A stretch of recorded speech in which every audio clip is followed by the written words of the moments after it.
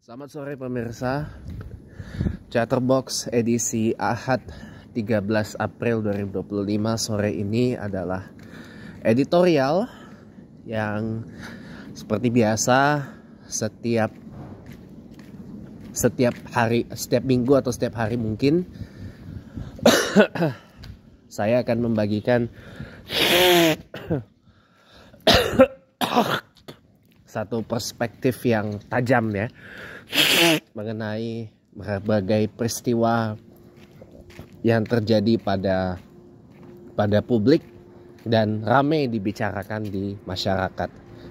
Pada Chatterbox editorial sore ini kita akan membahas tentang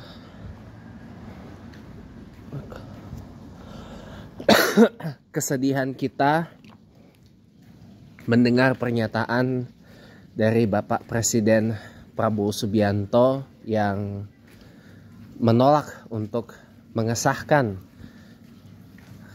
RUU Rancangan Undang-Undang Perampasan Aset Koruptor.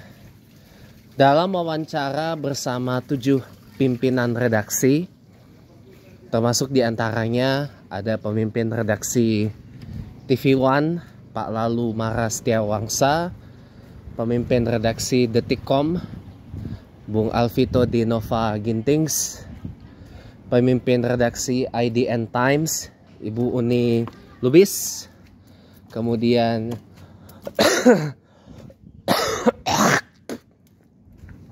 jurnalis senior Najwa Shihab, kemudian ada Pemret Harian Kompas, kemudian ada apa lagi ya? Kemudian ada ada senior news anchor TVRI World Valerina Daniel yang hadir dalam wawancara eksklusif bersama Presiden Prabowo di Hambalang. Dalam wawancara itu Presiden Prabowo bilang kalau koruptor itu asetnya dirampas, disita gitu ya, masa kita biarkan anak istrinya menderita. Nah ini kan boleh kita bilang kontradiktif lah dengan semangat kita untuk memberantas korupsi. Saya yakin kedua belah pihak, baik itu yang kubu pendukung Prabowo dan kubu pendukung Jokowi,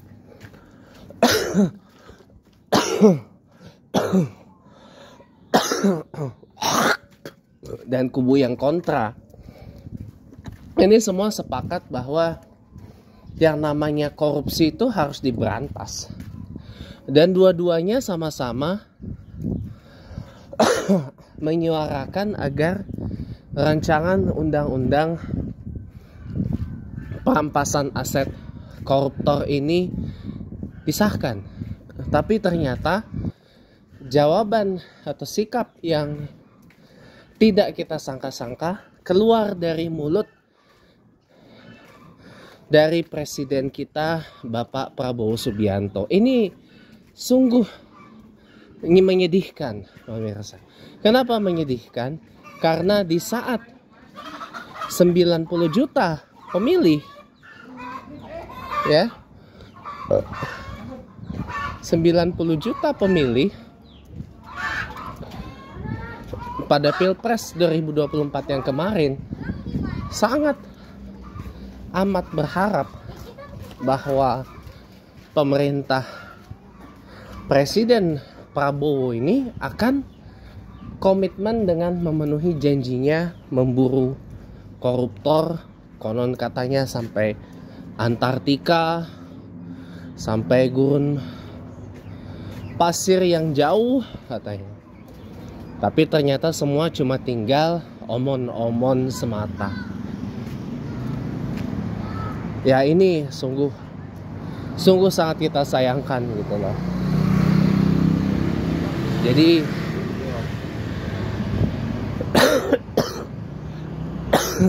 apa yang harus kita lakukan sebagai rakyat gitu loh, agar setidaknya suara dari Presiden Prabowo yang ditafsirkan sebagai beliau menolak agar RUU PAK itu disahkan menjadi undang-undang PAK, perampasan aset koruptor. Kita sebagai rakyat toh hanya bisa menyuarakan supaya RUU PAK ini disahkan. Tapi mungkin nomenklaturnya perlu diganti agar cepat disahkan. Mungkin RUU PAK itu ada baiknya diganti nama. Dari yang tadinya perampasan aset koruptor, mungkin diganti dengan perlindungan aset koruptor. Nah, kalau aset koruptor dilindungi, pasti cepat deh. Saya hakul yakin 8 fraksi di DPR RI 2024-2029 ini akan setuju. Sama seperti ketika mereka mensahkan dengan cepat bak petir, bak pesawat Concorde, ya. Itu RUU TNI yang sekarang ini menjadi undang-undang TNI yang baru.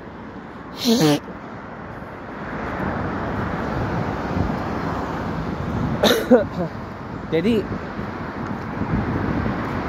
kita tidak perlu kaget kalau seandainya nomenklaturnya diganti menjadi perlindungan aset koruptor, pasti cepat golnya, cepat sahnya. Tapi kalau perampasan aset koruptor, sekelas Presiden Prabowo pasti nolak. Kenapa? Karena beliau selain presiden juga merupakan ketua partai. Ketua partai pasti akan menggunakan segala cara daya upaya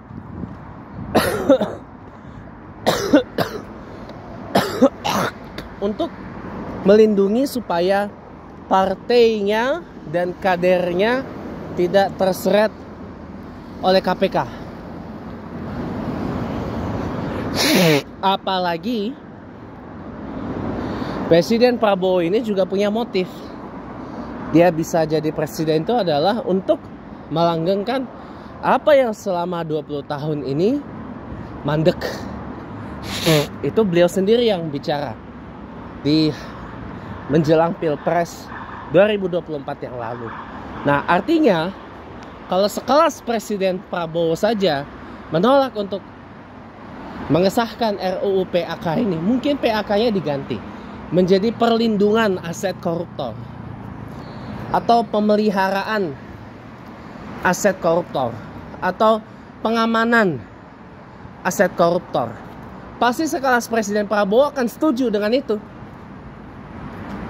Setuju dengan hal itu.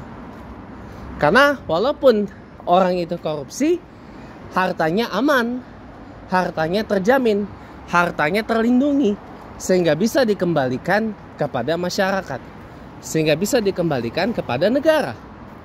Nah, kalau dirampas, berarti rampas milik negara, diambil secara paksa. Ya, kita baru-baru ini dihebohkan dengan ruda paksa di satu universitas. Ini asetnya aset yang katanya orang milik pribadi, diambil paksa menjadi milik negara. Nah, kalau begini kejadiannya, jangan harap kita akan bisa menjadi negara yang bebas korupsi, sampai setidaknya Indonesia ini berganti rakyat yang tidak diajari untuk terbiasa dengan korupsi sejak usia dini. Sekian, terima kasih, selamat sore dan sampai bertemu kembali.